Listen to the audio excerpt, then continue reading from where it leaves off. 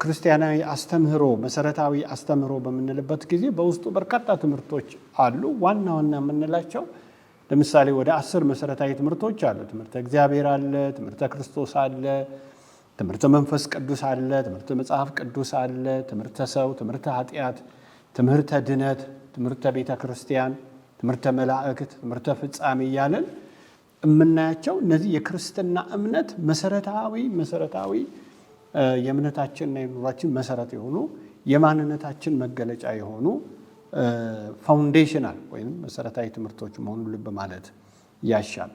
እስቲ አንድ እንግዲህ ከተጠየቁ ጥያቄዎች መጽሐፍ ቅዱስን በተመለከተ ጥቂት ነገር ከእግዚአብሔር ቃል ለመመልከት እንሞክራለን። እንግዲህ መጽሐፍ ቅዱስ የእግዚአብሔር መገለጥ ነው። እስትንፋሰ መለኮት ያለበት ነው። ስህተት አልባ ነው።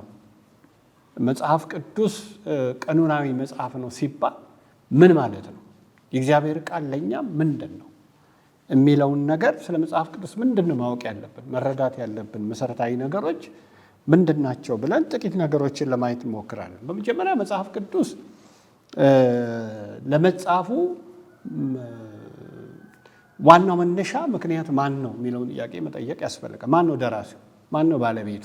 የእግዚአብሔር ቃል የመጽሐፍ ቅዱስ እያንዳንዱ የእምነት መጽሐፍ ባለቤት አለው፣ ደራሲ አለው። ለመጽሐፍ ቅዱስ መጽሐፍ ቀዳማዊ ተነሳሽነቱ ወይም ፈቃዱ የመጣው ከራሱ ከእግዚአብሔር ነው። የእግዚአብሔር ቃል ሲጻፍ በሰው ቋንቋ እግዚአብሔር መልእክቱን ወደ ሰዎች በሚልክበት ጊዜ የሆኑ የሃይማኖት ሰዎች ተሰባስበው የጻፉት መጽሐፍ አይደለም። መጽሐፍ ቅዱስ በሰዎች ኢንተረስት የተጻፈ መጽሐፍ አይደለም። መጽሐፍ ቅዱስ በመጀመሪያ የእግዚአብሔር ቃል ሲምፕሊ እግዚአብሔር ወደ ሰዎች የላከው በሰው ቋንቋ ሰው በሚገባው ቋንቋ የተጻፈ ሰማያዊ መልእክት ነው፣ መለኮታዊ መልእክት ነው። ስለዚህ የመልእክቱ ምንጭና ባለቤት ራሱ እግዚአብሔር ነው።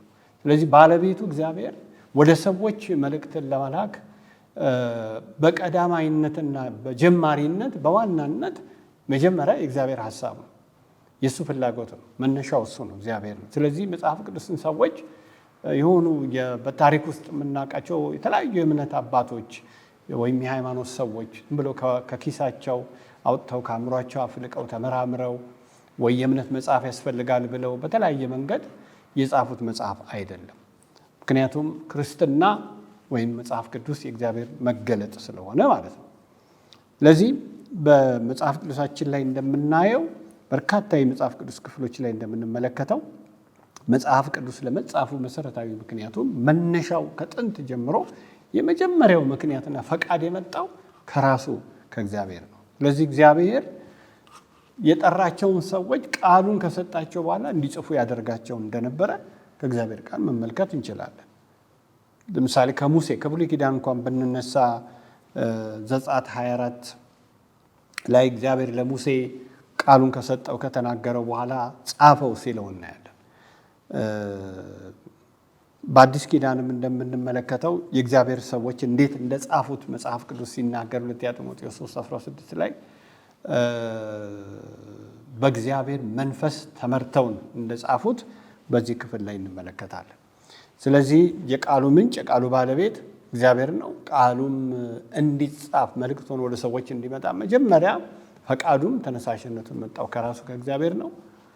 እግዚአብሔር መልእክቱም እንዴት አድርጎ ነው ወደ ሰዎች ያስተላለፈው፣ እንዴት ነው እንዲዳረስ ያደረገው የሚለውን ነገር ስንመለከት በማን እንደተጻፈ እንዴት እንደተጻፈ ስንመለከት እሱ በመረጣቸው ቅዱሳን አማካይነት እሱ በመረጣቸው ሰዎች አማካይነት በመንፈስ ቅዱስ አመራርና ቁጥጥር ስር ሆነው እንደጻፉት መጽሐፍ ቅዱስ ይነግረናል።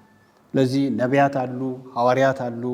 እግዚአብሔር በመረጣቸው ቅዱሳን አማካይነት ቃሉን በመንፈስ ቅዱስ ቁጥጥር ስር ሆነው በመንፈስ እየተመሩ ሰው በሚገባ ቋንቋ እንደጻፉት እንመለከታለን። በተለይ ለጢሞቴዎስ 3:16 ላይ አንድ ልብ ማለት ያለብን ቃል የእግዚአብሔር መንፈስ ያለበት ወይንም እስትንፋሰ መለኮት ያለበት ሲል ምን ማለቱ ነው የሚለው በእንግሊዝኛው ኢንስፓይሬሽን የሚለውን ቃል እናገኛለን።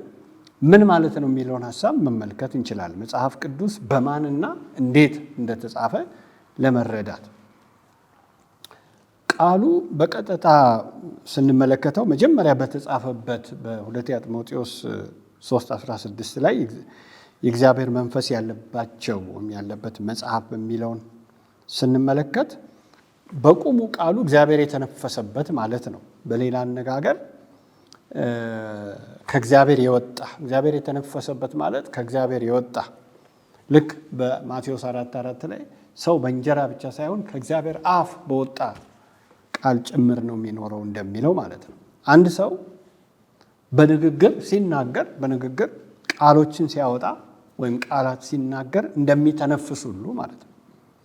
መጽሐፍ ቅዱስም እግዚአብሔር በመረጣቸው ተናጋሪዎች አንደበት የተነፈሰው በሌላ አነጋገር የተናገረው ቃል እንደሆነ ልብ ማለት ያስፈልጋል።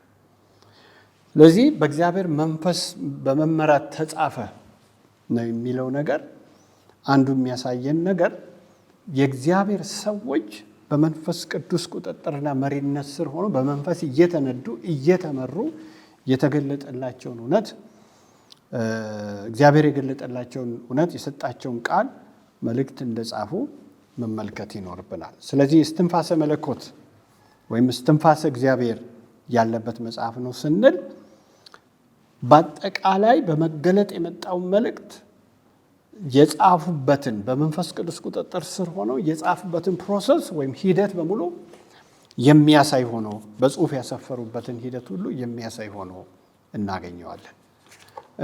እንግዲህ መጽሐፍ ቅዱሳችን ከዚሁ ጋር ተያይዞ ይሄ እስትንፋሰ መለኮት ያለበት የሚለውን በምናይበት ጊዜ እንዲህ ከሆነ እስትንፋሰ መለኮት አለባቸው የምንለው ቅዱሳት መጽሐፍትን ነው።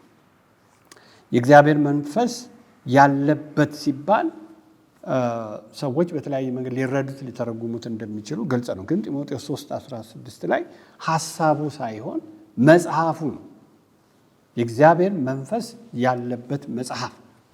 ስለዚህ መጽሐፍ ወይም በመጀመሪያው ቋንቋ ግራፌ ተብሎ የተጻፈው መጽሐፉ የማን በመንፈስ ቅዱስ ቁጥጥርና አመራር ስር የተጻፈ መሆኑን ግልጽ ነው። እንግዲህ ይሄ ምዕራፍ 3 ቁጥር 16 ላይ የምናገኘው ነው። እንግዲህ እግዚአብሔር በመረጣቸው በኩል የተጻፈ ከሆነ በመንፈስ ቅዱስ አመራርና ቁጥጥር ስር ሆነው የጻፉት መጽሐፍ ከሆነ እንግዲህ መጽሐፍ ቅዱስ የእግዚአብሔር ሙሉ መገለጥ ነው። መገለጥ ነው ስንል ምን ማለታችን ነው? የቅዱሳት መጽሐፍት መገኛው ራሱ እግዚአብሔር ነው ማለታችን ነው። መገለጥ መሰረታዊ ትርጉሙ ከምንጩ እንደምንረዳው ያላወቅነውን ነገር ከእግዚአብሔር ያላወቅነውን ነገር የምናውቅበት፣ ያላየነውን ነገር የምናይበት፣ መንፈሳዊ ብርሃን የምናገኝበት፣ ተሰውሮ የነበረው ነገር ገሃድ የሚወጣበት የሚገለጥበት ሂደት ማለት ነው። መገለጥ ማለት አምላካዊ መገለጥ፣ መጽሐፍ ቅዱስ አምላካዊ መገለጥ ነው በሚባልበት ጊዜ ይህንን ነው የሚያሳየው። የእግዚአብሔርን ሐሳብና ፈቃድ እንድናውቅ የተደረገበትን ሂደት ነው የምናየው። ለዚህ መጽሐፍ ቅዱስ መገለጥ የእግዚአብሔር መገለጥ ነው ስንል ሁለቱም ኪዳን አስበን ነው። መገለጥ የሚለው ቃል በመሰረቱ የአንድን ነገር መገኛ ምንጭ የሚያሳይ ቃል ነው። ለዚህ ነው መጽሐፍ ቅዱስ መገለጥ ነው በምንልበት ጊዜ እግዚአብሔር በመረጣቸው ሰዎች አማካይነት በመንፈስ ቅዱስ መሪነትና ቁጥጥር ስር ሆነው የገለጠላቸውን የተናገራቸውን ነገር መጽሐፋቸውን የሚያመላክት ነው። እንግዲህ የእግዚአብሔር መገለጥ ነው የምንለው በዚህ መሰረታዊ ምክንያት ነው። ሰው መጽሐፍ ቅዱሳችን ደራሲውም ባለቤቱም እግዚአብሔር መሆኑን የበለጠ እያጠናከረልን የሚሄድ ነው። ከምንጩ ከመነሻው እግዚአብሔር ራሱን ለሰው ከገለጠ በኋላ ቃሉን በተለያየ መንገድ እንደሰጠ በዕብራውያን ምዕራፍ 1 ከ1-3 ላይ ማየት እንችላለን። በተለያየ መንገድ የተናገረው ግን የተናገራቸውን ደግሞ ሰዎች በጊዜው በሚገባቸው ቋንቋ እንደጻፉት በመንፈስ እየተመሩ እንደጻፉት ከእግዚአብሔር ቃል እንመለከታለን። እንግዲህ ከመጀመሪያው ጀምሮ እንደተመለከትነው የመጽሐፍ ቅዱስ ደራሲ እግዚአብሔር መጽሐፍ ቅዱስ እንዲነሳ እንዲጻፍ ከጅምሩ መሰረታዊ ፈቃድና ሐሳቡ ጠንሳሹ ፍላጎቱ የእግዚአብሔር ነው። በእግዚአብሔር ኢንቴንሽን የተጻፈ ነው። ለዚህ ደግሞ እንዲሆን እግዚአብሔር ሰዎችን መረጠ፣ ቅዱሳን ሰዎችን መረጠ። እነዚህም ቅዱሳን ሰዎች ደግሞ እንዴት ጻፉት ተብሎ ሲባል በመንፈስ ቅዱስ መሪነትና ቁጥጥር ስር ሆነው ጻፉት። ምንድን ነው የጻፉት ሲባል እግዚአብሔር የገለጠላቸውን በመንፈስ ቅዱስ እየተመሩ እንዲጻፍ የፈለገውን ነገር የገለጠላቸውን ነገር እንደጻፈላቸው ነው የምንመለከተው። ለምሳሌ ከብሉይ ኪዳን ብናይ ነቢያት አለው። ነቢያት የእግዚአብሔር ቃል እንዲህ ሲል ወደ እኔ መጣ፣ የእግዚአብሔር ቃል ተገለጠልኝ። በተለያየ መንገድ የእግዚአብሔር ቃል ወደ እነሱ ሲመጣ እናያለን። ያንን የመጣውን ደግሞ የእግዚአብሔር ቃል በጊዜው በዕብራይስጥ ቋንቋ፣ በአረማይክ ቋንቋ ሰዎች በሚገባቸው ቋንቋ እንዳሰፈሩት እንደጻፉት በሰው ቋንቋ ደግሞ ከብሉይ ኪዳን እንመለከታለን። አዲስ ኪዳንም ላይ ብናይ እንዲሁ መጽሐፍ ቅዱስ የእግዚአብሔር መገለጥ መሆኑን እንመለከታለን። ለምሳሌ ገላትያ 1 11 እና 12 ላይ ሐዋርያው ጳውሎስ እኔ ወንጌልን ከማንም አልተማርኩትም፣ ኢየሱስ ክርስቶስ ራሱ ገልጦልኛል ብሏል። ስለዚህ የተገለጠለትን ነገር እንደጻፈ እንመለከታለን። የተገለጠለትን ነገር እንደጻፈ እንመለከታለን። ከዚህ የተነሳ የእግዚአብሔር መገለጥ ከመሆኑ የተነሳ በመንፈስ ቅዱስ መሪነት የተጻፈ ከመሆኑ የተነሳ መጽሐፍ ቅዱሳችን እውነት ነው፣ ስህተት አልባና ተአማኒ መጽሐፍ ነው።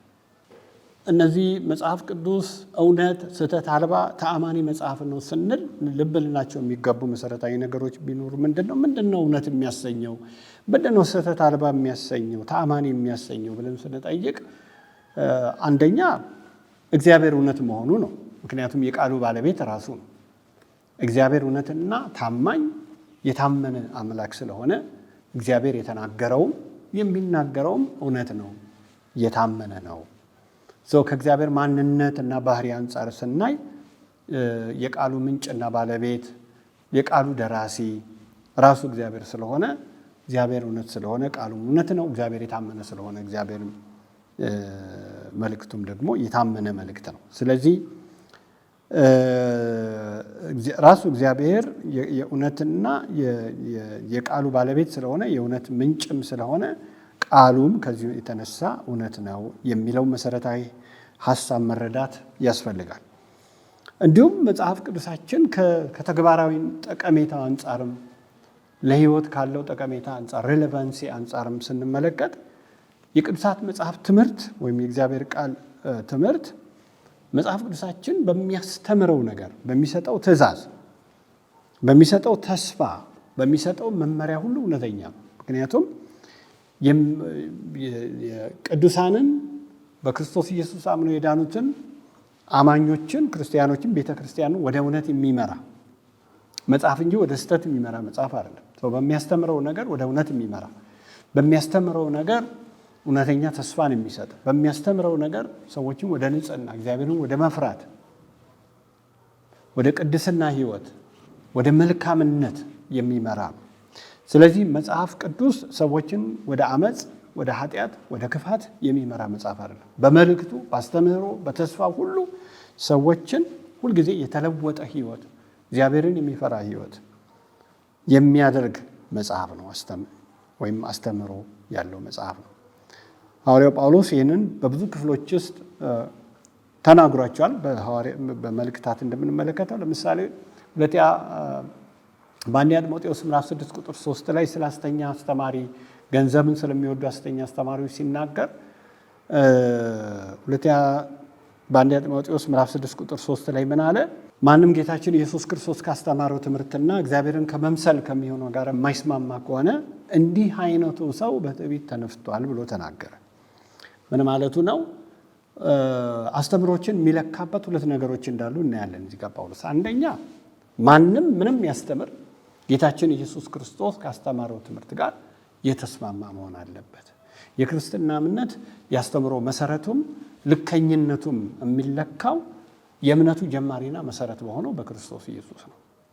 ሁለተኛ የሚማረውን ሰውን ደግሞ እግዚአብሔርን ወደ መምሰል ሊያመጣው ይገባላል።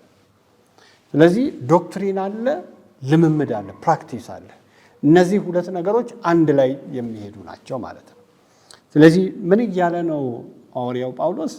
ቅዱሳት መጻሕፍት የሚማረውን ሰው ቅዱሳት መጻሕፍትን የሚማሩ ሰዎች የሚመጡት እግዚአብሔርን ወደ መምሰል ነው፣ ክርስቶስን ወደ መምሰል ነው። ወደ እንደዚህ አይነት ህይወት የሚመራ መጽሐፍ ነው። ሰዎችን ወደ ስህተት፣ ሰዎችን ተመልሰው የኃጢአት ባሪያ እንዲሆኑ፣ ሰዎችን ወደ አመፅ፣ ሰዎችን ወደ ክፋት አይመራም። በመልእክቱም በሚያስተምረውም በሚሰጠውም ተስፋ በትእዛዛቶቹ ሁሉ መጽሐፍ ቅዱስ ሰው እውነተኛ የተለወጠ ህይወት፣ እግዚአብሔርን የሚፈራ ህይወት፣ እግዚአብሔርን የመምሰል ህይወት እንዲኖራቸው ውጤቱ ይሄ ነው፣ የመጽሐፍ ቅዱስ ያስተምረ ውጤቱ። ስለዚህ ከዚህ የተነሳ መጽሐፍ ቅዱስ እውነት ነው፣ የእውነት መልእክት ያለው ነው፣ የእውነት ምንጭ ነው፣ እውነተኛ ትምህርት ያለው ነው፣ እውነተኛ ተስፋ ያለው ነው፣ እውነተኛ ትእዛዛትን የሚሰጥ ነው። መጽሐፍ ቅዱስ ተአማኒ ትምህርት ያለው መጽሐፍ ነው። እንዲሁም አንዳንድ የእግዚአብሔር ሰዎች እንደሚናገሩት እንደ ተጨማሪ ማስረጃ አድርገው እንደሚያቀርቡት ካስፈለገም የመጽሐፍ ቅዱስ እውነተኛነትና ተአማኒነት መጽሐፍ ቅዱስ በቂ ታሪካዊና ጥንታዊ ቅጂዎች ወይም ሰነዶች ምስክርነት ያለው መጽሐፍ መሆኑን ይጠቅሳሉ። ማለት ምን ማለት ነው? መጽሐፍ ቅዱስ ከእግዚአብሔር የመጣ መገለጥና በመንፈስ ቅዱስ መሪነት በመመራት የተጻፈ እና ሰዎች የእምነታቸው መጽሐፍ ያደረጉት ተምረውም ደግሞ የተለወጡበት የዳኑበት ስለመሆኑ በታሪካዊ ዳራውን በመመልከት የተጻፈበትን ሂደት በታሪክ ውስጥ ይሄ ነገር እግዚአብሔር በመረጣቸው ሰዎች በኩል ይሄ መልእክቱን የሰጠበትን ሂደት የተጻፈበትን ሂደት ማረጋገጥ ይቻላል። የአይን ምስክሮች አሉ፣ የሰነድ ምስክርነቶች አሉ፣ ታሪካዊ ማስረጃዎች አሉ፣ ሂስቶሪካል ኤቪደንስስ አሉ። ስለዚህ መጽሐፍ ቅዱስ ዝም ብሎ ከሰው የፈለቀ መጽሐፍ አይደለም፣ ሰዎች ያመነጩት መጽሐፍ አይደለም፣ ከእግዚአብሔር ውጭ በሆኑ ከሌሎች ምንጮች የመጣ መጽሐፍ ሳይሆን መጽሐፍ ቅዱስ በዋናነት በመንፈስ ቅዱስ መሪነት እግዚአብሔር የገለጠላቸውን ሰዎች የጻፉበት፣ ሰዎችም ደግሞ የእምነታቸው መመሪያ አድርገው ሲኖሩበት የነበረ መጽሐፍ እንደሆነ በሚገባ በማስረጃነት ማቅረብ ይቻላል። ይሄ እንደ አንድ ማስረጃ ተደርጎ ሊቀር እንደሚችል ብዙ የመጽሐፍ ቅዱስ አስተማሪዎች የሚናገሩት እውነት እንደሆነ እንመለከታለን። እና ስለ መጽሐፍ ቅዱስ እንግዲህ ከጥያቄው ተነስተን ሌላው መገንዘብ ያለብን ነገር መጽሐፍ ቅዱስ ቀኖናዊ መጽሐፍ ነው፣ ካኖናይዝድ ነው። እንግዲህ መጽሐፍ ቅዱስ መጀመሪያ ቀኖና ማለት መለኪያ መስፈሪያ ማለት ነው። አንድን ነገር ለመለካት ትክክል መሆኑንና አለመሆኑን ለመለካት ለመለየት የምንጠቀምበት መለኪያ መስፈርት ማለት ነው። መጽሐፍ ቅዱሳችን የተቀነነ መጽሐፍ ነው፣ ቀኖናዊ መጽሐፍ ነው ስንል ምን ማለታችን? መጽሐፍ ቅዱስ ማለትም 66ቱ ቅዱሳት መጽሐፍ ብሉይና አዲስን ጨምሮ ማለት ነው። በተቀመጠ መስፈርት በአንድ ላይ በሚሰባሰቡ እንዴት ነው የተሰባሰቡት? እንዴት ነው የተጠረዙት? ሲጠረዙ በጊዜው ምን አይነት መለኪያና መስፈርት ነው አባቶች የተጠቀሙት ብለን ስንጠይቅ 66 መጽሐፍት አባቶች በጊዜ የነበሩ የቤተክርስቲያን አባቶች በእግዚአብሔር መንፈስ እየተመሩ በተቀመጠው መለኪያና መስፈርት መሰረት የእግዚአብሔር ቃል ስለመሆናቸው የተረጋገጠበትን ሂደት ያመለክታል። እግዚአብሔር ቃል ስለመሆናቸው የተረጋገጠበትን ሂደት፣ በሌላ አነጋገር መጽሐፍቱ የእግዚአብሔር ቃል ስለመሆናቸው የተለዩበትን መለኪያ እንደሆነ እንመለከታለን። እንግዲህ ይህንን ለመገንዘብ ወደኋላ ታሪክን መመልከት ያስፈልጋል። ታሪኮችን በዝርዝር ማየት ከጊዜ አንጻር እንትን ቢሆንም ነገር ግን ለምሳሌ ብሉይ ኪዳን 39 መጽሐፍ ነው፣ አዲስ ኪዳን 27 መጽሐፍ ነው።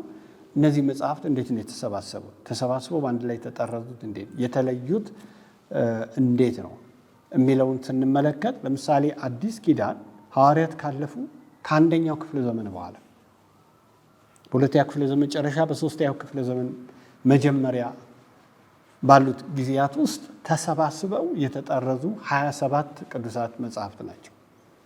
እንግዲህ በጊዜው የነበሩ የእምነት አባቶች እንደነ ጳጳስ ፖሊካርፕ፣ አግናጢዮስ፣ ኢሬኒዮስ፣ አትናቴዎስ ሌሎችም የእምነት አባቶች መጽሐፍ ቅዱስ በአንድ ላይ የአዲስ ኪዳን መጽሐፍ ተሰባስቦ ስላልተጠረዘ በአንድ ላይ እንዲጠረዝ በተስማሙበት መሰረት በብዙ ምክንያቶች ነው መጽሐፍ ቅዱስ በአንድ ላይ እንዲጠረዝ በጊዜው የተደረገበት ምክንያቱም በአንደኛው ክፍለ ዘመን ጳውሎስ የጻፈው፣ ጴጥሮስ የጻፈው፣ ዮሐንስ የጻፈው ወደ ተለያየ ቦታ መልእክቶቹ ሲነበቡ ወደ ተለያየ ቦታ ለማዳረስ ኮፒ እየተደረገ ነበር የሚሄደው። ስለዚህ ብዙ ኮፒዎች ነበሩ። ስለዚህ የአዲስ ኪዳን መጽሐፍ ግን የትኞቹ ናቸው ተሰባስበው በአንድ ላይ ጠረዙ ሲባል እንዲጠረዝም ምክንያት የሆኑ ታሪካዊ ምክንያቶች አሉ። እዛ ውስጥ ባንገባም መስፈርት እንዳስቀመጡ ቤተክርስቲያን ታሪክ ይነግረናል። መስፈርት ማለት ለመለየት እነዚህን የአዲስ ኪዳን መጽሐፍ ለመለየት ጸሐፊው ማን ነው፣ መቼ ነው የተጻፈው፣ ለነማን ነው የተጻፈው፣ እነዚህን የመሳሰሉ አባቶች መስፈርት አስቀምጠው 27ቱን መጽሐፍት ሐዋርያቱ የጻፉትን መጽሐፍት አንዳንዶቹም ከሐዋርያቱ ጋር የቅርብ ግንኙነት ያላቸው ሰዎች የጻፉትን መጽሐፍት እንደለዩ እንመለከታለን። እንግዲህ ከታሪክ እንደምናየው ከ5000 በላይ ለማሰባሰብ ባረጉበት ሂደት የአዲስ ኪዳንን መጽሐፍት ከ5000 በላይ የግሪክ ቅጂዎች እንደተገኙ እንመለከታለን። ከታሪክ ግን እነዚህን ቅጂዎች በአንድ ላይ በማምጣት መስፈርት በማዘጋጀት በመለየት 27ቱን መጽሐፍት በአንድ ላይ እንደተጠረዙ እናያለን። በሚያስገርም ሁኔታ እነዚህ ቅጂዎች በአንድ ላይ ሲታዩ የኮንቴንት ወይንም የይዘት ያስተምህሮ ተፋልሶ የሌለባቸው መሆኑን በሚገባ ተረጋግጧል። አንዳንድ ማይነር የሆኑ ነገሮች ካልሆኑ በስተቀረ ቅጂዎቹ በሙሉ በሚያስተላለፉት መልእክትና አስተምህሮ ወጥና ተመሳሳይ እንደሆኑ በታሪክ እንደተረጋገጠ ብዙ ማስረጃዎች በደንብ ይገኛሉ ማለት ነው። ስለዚህ አትናቴዎስ እንግዲህ ከቤተክርስቲያን ታሪክ እንደምንረዳው በ3ኛው ክፍለ ዘመን የጻፈው ደብዳቤ ላይ ለመጀመሪያው አካባቢ ላይ እንደምናየው ለመጀመሪያ ጊዜ 27ቱን የአዲስ ኪዳን ቅዱሳት መጽሐፍት በዝርዝር ጽፎ ያሳወቀ እሱ እንደሆነ ቤተክርስቲያን ታሪክ ያሳያል። ስለዚህ ቀኖና ነው ስንል ኦልሬዲ የትኞቹ የአዲስ ኪዳን መጽሐፍት ናቸው፣ የእግዚአብሔር ቃል የሆኑት የአዲስ ኪዳን መጽሐፍት የትኞቹ ናቸው፣ የእግዚአብሔር ቃል የሆኑት የብሉይ ኪዳን መጽሐፍት የትኞቹ ናቸው የሚለው ተለይተው በአንድ ላይ ተጠርዘው የክርስትና እምነት የእግዚአብሔር ሕዝቦች የእምነትና የልምምድ መመሪያ መለኪያ እንዲሆኑ ተለይተው ተጠርዘው በጉባኤ የተወሰነና የተዘጋ መሆኑን እንመለከታለን። እንግዲህ ይሄ ማለት ምን ማለት ነው? ተሰባስበው ቀኖና የሚለው የእግዚአብሔር ትክክለኛው የቅዱሳት መጽሐፍት በተቀመጠው መስፈርት መለኪያ ተለይተው በአንድ ላይ ተሰባስበው መጠረዛቸው ብቻ ሳይሆን ቀኖናው የተዘጋ ነው ማለት ከ66ቱ ቅዱሳት መጽሐፍት ውጪ ሌላ የሚጨመር መጽሐፍ የለም ነው። ቀኖናዊ ነው። ኦልሬዲ የእግዚአብሔር ቃል የሆኑ ተለይተው ስለተጠረዙ ከዛ ውጪ በእነዚህ መጽሐፍት ላይ የሚጨመር ወይንም የሚቀነስ ሌሎች ቅዱሳት መጽሐፍት ውስጥ የሚጨመሩ መጽሐፍቶች የለም፣ ወይም ሌላ የሚመጣ መገለጥ የለም። እንደገና ሌላ የእግዚአብሔር ቃል ተገልጦ ተጽፎ የሚጨመር ወይም የሚካተት የእምነት መጽሐፍ የለም ማለት ነው ቀኖናዊ ነው ስንል። ስለዚህ ከዚህ የተነሳ ይሄ ቀኖናዊ መጽሐፍ ማለትም 39 ብሉይ ኪዳን፣ 27 የቅዱሳት የአዲስ ኪዳን መጽሐፍት 66ቱ ለእምነት ለኑሯችን የመጨረሻ መመሪያ ሆነው ተጠርዘው ተሰባስበው የተጠረዙ ናቸው። በእነሱ ላይ ላይጨመር ላይቀነስ የተዘጋ ነው ማለት ነው። ሌላ የእግዚአብሔር ቃል መገለጥ የሚመጣበት ሁኔታ አይኖርም። ስለዚህ ለክርስቲያኖች የጸና የማይለወጥ ላዕላዊ ስልጣን ያለው የእምነት ልምምድ መሰረት የሆነ መመሪያ የሆነ 66ቱ መጽሐፍት ናቸው ማለት ነው።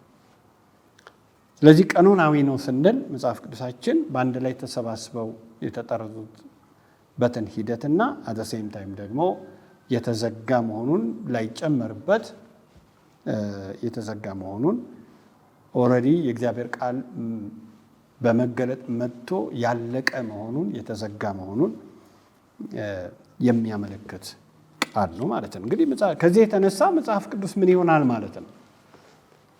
መጽሐፍ ቅዱስ በራሱ በእግዚአብሔር አነሳሽነት የተጻፈ ከሆነ፣ መጽሐፍ ቅዱስ የእግዚአብሔር መገለጥ ከሆነ፣ መጽሐፍ ቅዱስ በመንፈስ ቅዱስ መሪነትና ቁጥጥር ስር ሆኖ የተጻፈ ከሆነ፣ በመንፈስ ቅዱስ መሪነትና ቁጥጥር ስር ሆኖ የተጻፉት መጽሐፍ ደግሞ ተለይተው ለአንዴና ለመጨረሻ ጊዜ የተዘጉ የተጠረዘ ከሆነ እነዚህ መጽሐፍት ማለትም የብሉይ ኪዳንና አዲስ ኪዳን ያሉት ቅዱሳት መጽሐፍት ለክርስቲያኑ ማህበረሰብ ለእግዚአብሔር ሕዝብ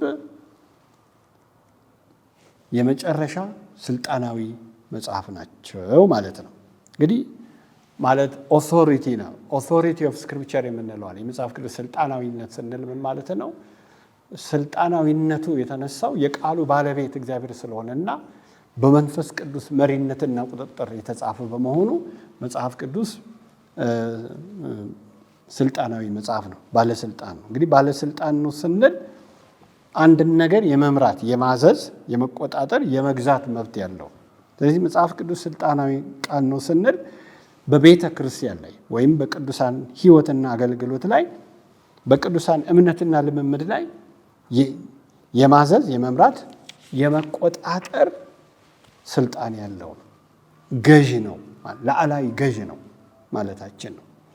ስለዚህ በአማኝ ሕይወት ውስጥ ላዕላይ ባለስልጣን፣ የመጨረሻው ባለስልጣን ልምምድ አይደለም፣ ወይም ሪዝን አመክንዮም አይደለም፣ ወይንም ትራዲሽን ትውፊት አይደለም፣ ነገር ግን መጽሐፍ ቅዱስ ነው ማለት ነው።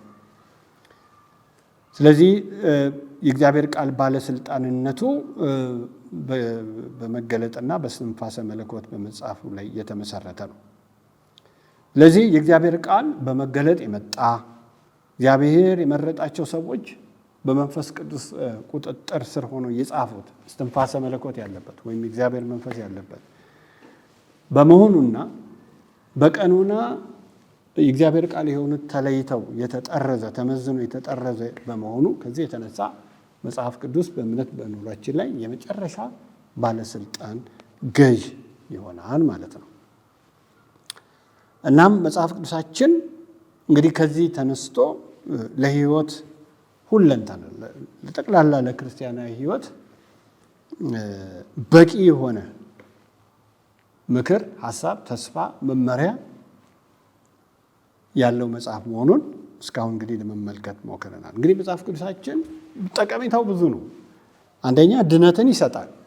ይሄ የድነት ቃል ነው። መጽሐፍ ቅዱሳችን ሰዎችን ሲያነቡት፣ ሲቀበሉት፣ ሲያምኑት የዘላለም ሕይወት የሚሰጥ መጽሐፍ እንደሆነ እንመለከታለን። መጽሐፍ ቅዱስ የእግዚአብሔርን ፈቃድ የምናውቅበት ነው። መጽሐፍ ቅዱስ የዘላለም ሕይወት የሚሰጥ ነው። መጽሐፍ ቅዱስ የሰዎችን ሕይወት የሚለውጥ ነው። ወደ ጽድቅ ኑሮ የሚያመራ ነው። መጽሐፍ ቅዱስ የሰዎችን ሕይወት የአማኞችን ሕይወት የሚያቀና የሚያርም መጽሐፍ ነው። ለልዩ ጥያቄዎቻችን አምላካዊ ምላሽ፣ መለኮታዊ ምላሽ የምናገኝበት መጽሐፍ ነው። ለዚህ ነው ሁለተኛ ጢሞቴዎስ 3:16 እና 17 ላይ የእግዚአብሔር ሰው ፍጹምና ለበጎ ስራ ሁሉ የተዘጋጀ እንዲሆን ነው የሚለው። እንግዲህ የእግዚአብሔር ሰው ፍጹም እንዲሆን ለመልካም ሕይወት ሁሉ የተዘጋጀ እንዲሆን ለትምህርት ይጠቅማል ማለት የእውነትን እውቀት ለመስጠት ይጠቅማል፣ ለተግሳጽ ይጠቅማል፣ ለማሳሰብ፣ ለማስጠንቀቅ፣ ለሕይወት የሚያስፈልጉ ጥንቃቄዎችን ማሳሰቢያዎችን ይሰጣል። ለማቅናት ማለት ለማረም፣ ኮሬክት ለማድረግ፣ ትክክለኛውን የጽድቅን መንገድ ለማሳየት ይጠቅማል እና መጽሐፍ ቅዱሳችን በዚህ መንገድ ከአማኝ ሕይወት ጋር የተቆራኘ ትስስር ያለው የሕይወት መጽሐፍ ነው። ሕያው ቃል ነው መጽሐፍ ቅዱሳችን። ሕያውና የሚሰራ ቃል ነው። በዕብራውያን 4:12 እና 13 ላይ እንደተጻፈው የእግዚአብሔር ቃል ሁለት አፍ ካለው ሰይፍ ይልቅ የተሳለ ነው፣ ጅማትንም ቅልጥምንም ሰንጥቆ ይወጋል። የሰውን እንግዲህ ሐሳብንም ስሜቱንም ይመረምራል፣ ሁሉ ነገር በፊት የተገለጠ ነው እንደሚለው መጽሐፍ ቅዱስ ሕይወት የሚሰጥ ወደ ሕይወት የሚመራ መጽሐፍ ነው። አዲስ ሕይወት የሚሰጥ መጽሐፍ ነው። በያዕቆብ 1:18 ላይ እንደምንመለከተው በእውነት ቃል አስበው ወለደን ይላል። ስለዚህ ወደ ዘላለም ሕይወት የመጣ ነው፣ ዳግም የተወለድ ነው በእግዚአብሔር ቃል አማካኝነት እንደሆነ እንመለከታለን። የእግዚአብሔር ቃል ሕይወትን የሚሰጥ ወደ ሕይወት የሚመራ ሕይወትንም የሚመረምር ነው። ሕይወታችንን ማንነታችንን የሚያሳይ ራሳችንን የምናይበትም መጽሐፍ ነው። በያዕቆብ 1 ላይ እንደምናየው ያዕቆብ 1 ከ21 እስከ 25 እንደምናየው የእግዚአብሔርን ቃል የምትሰሙ ብቻ ሳይሆን የምታደርጉ መሆኑ። የእግዚአብሔርን ቃል የሚሰማ የማያደርገው የተፈጥሮ ፊቱን በመስተዋት የሚያይን ሰው ይመስላል፣ ወዲያው ምን እንደሆነ ይረሳል። ግን ቃሉን ሰምቶ የሚያደርገው ግን በስራው የተባረከ ይሆናል እንደሚለው ማለት ነው። ስለዚህ የእግዚአብሔር ቃል ሕይወት ሰጪ ብቻ ሳይሆን ሕይወትንም የሚመረምር በሕይወት ውስጥ የሚሰራ ሕይወታችንንም በደንብ አጥርተን የሕይወት ቁመናችንን እንድናይ ራሳችንን እንድናይ የሚያደርግ ሕይወትንም የሚለውጥ የሚመክር የሚገስጽ አቅጣጫን የሚያሳይ የሕይወት መጽሐፍ እንደሆነ እንመለከታለን። ስለዚህ መጽሐፍ ቅዱሳችን ከሕይወት ጋር ባለው ተዛምዶ ይህን ይመስላል። እንግዲህ የእግዚአብሔር ቃል ሌላው ከእግዚአብሔር ቃል ጋር ማወቅ ያለብን መሰረታዊ ነጥብ መጽሐፍ ቅዱስ ወይም የእግዚአብሔር ቃል በተገቢውና ጤናማ በሆነ የመጽሐፍ ቅዱስ ያፈታት መንገድ የሚነበብና የሚጠና የሚተረጎም መጽሐፍ። መጽሐፍ ቅዱስ ዝም ብሎ የእምነት መጽሐፍ ነው ዝም ብለን የምንይዘው የምንሸከመው ሼልፍ ላይ የምናስቀምጠው የምንንተራሰው አይደለም። መጽሐፍ ቅዱስ መጽሐፍ የተጻፈልን እግዚአብሔር መጽሐፍን የሰጠን መጽሐፍን የላከልን መጽሐፉ የተሰጠን እንድናነበው እንድናጠነው እንድንማረው እንድንመረምረው።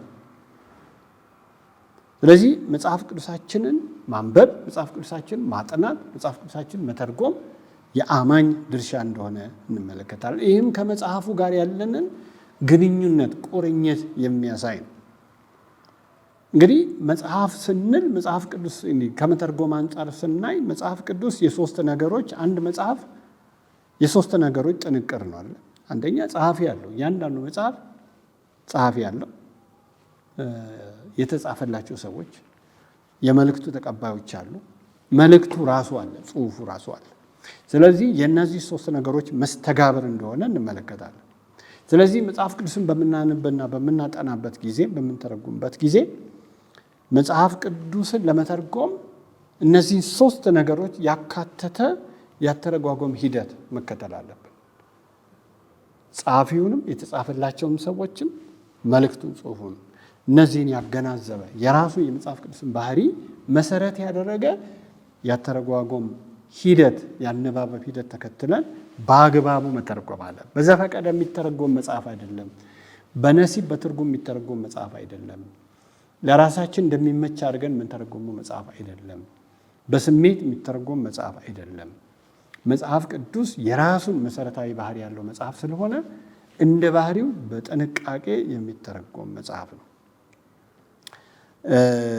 እንግዲህ መጽሐፍ ቅዱስን በምንተረጎምበት ጊዜ በምናጠናበት ጊዜ የራሱ የሆነ ተገቢ የሆነ ያነባበብ ያጠናን የተረጓጎም ሂደት መከተል ይኖርብናል። በመጀመሪያ እንደ አማኝ መጽሐፍ ቅዱስ የእምነታችን የኑሯችን መመሪያ ስለሆነ ቃሉን የማንበብ የማጥናት የመመርመር ኃላፊነት እና መመሪያ ከእግዚአብሔር ቃል እንዳለብን ልንገነዘብ ይገባናል። መጽሐፍ ቅዱሳችንን ስናጠና ልብ ልናቸው የሚገቡ ነገሮች አሉ። ለምሳሌ የጸሐፊውን ወይም መልእክቱን የጻፈው ጸሐፊን ሐሳብ ለማግኘት መጀመሪያ ደግሞ ደጋግሞ ማንበብ ያስፈልጋል።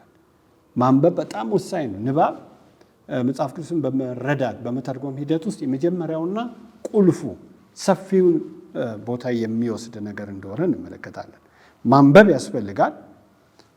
ስለተጻፈው መጽሐፍ ወይም ደብዳቤ ሙሉ መረጃ ማግኘት ያስፈልጋል።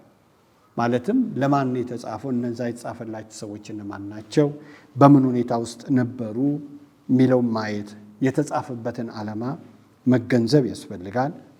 በምን አይነት መንገድ እንደተጻፈ፣ ምን አይነት የአጻጻፍ ስልት ጥቅም ላይ እንደዋለ መገንዘብ ያስፈልጋል። ታሪክ ትረካ ነው ግጥም ነው የሚለው ማየት ያስፈልጋል።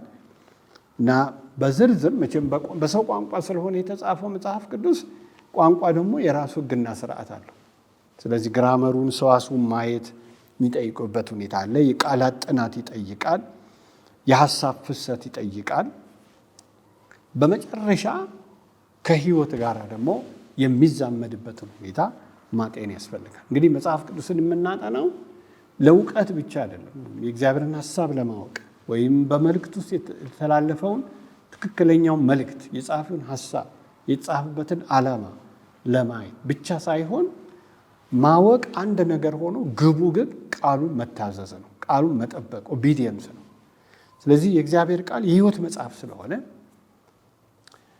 የእምነት ማህበረሰቡ የህይወት መጽሐፍ ስለሆነ ቃሉን የምናነበውና የምናጠናው ቃሉን ለመታዘዝ ለማድረግ የእግዚአብሔርን ፈቃድ ለማድረግ በቃሉ የተገለጠውን በህይወታችን ለማድረግ ለመፈጸም ለመታዘዝ ከቃሉም የተነሳ ህይወታችን እንዲቀየር በህይወታችን ደግሞ መንፈሳዊ እድገትን እንድናመጣ እግዚአብሔርን ደስ የሚያሰኝ ህይወት እንድንኖር በትክክለኛው ክርስቲያናዊ ህይወት እንድንመላለስ እንዲረዳን ነው ቃሉን የምናጠናው። ስለዚህ በዚህ ውስጥ መንፈስ ቅዱስ የራሱን ሮል ይጫወታል። ቃሉን በምናጠናበት ሂደት ውስጥ መንፈስ ቅዱስ ይረዳናል ማለት ነው። እንግዲህ ይረዳናል ስንል ምን ማለታችን ነው? የተጻፈውን ቃል በአግባብ እንድናስተውለው እንድንረዳው ጸጋን የሚሰጥ አብሮትን የሚሰጥ እንደሆነ እንመለከታለን። ማጥናት የአማኝ ኃላፊነት ነው። ማንበብ የአማኝ ኃላፊነት ነው። ግን በማንበብና በማጥናት ሂደት ደግሞ የእግዚአብሔር ጸጋ የእግዚአብሔር እርዳታ በእኛ ህይወት ውስጥ እንዲገለጥ መንፈስ ቅዱስ የሚጫወተው ሚና እንዳለ ደግሞ እንመለከታለን። እሱ ወደ እውነት ይመራል፣ ያስተምራል፣ ብሩህ አእምሮ ይሰጣል፣ አእምሮን ይከፍታል። ስለዚህ ቃሉን በማጥናት ሂደት ውስጥ የእግዚአብሔር ጸጋ የመንፈስ ቅዱስ እርዳታ ወሳኝ እንደሆነ እንመለከታለን። እንግዲህ ቃሉ ወይም መጽሐፍ ቅዱስን በተመለከተ መገንዘብ ያለብን ሌላው በመጽሐፍ ቅዱስ የቤተ ክርስቲያን የእምነቷና የስርዓቷ ምንጭና መለኪያ ነው።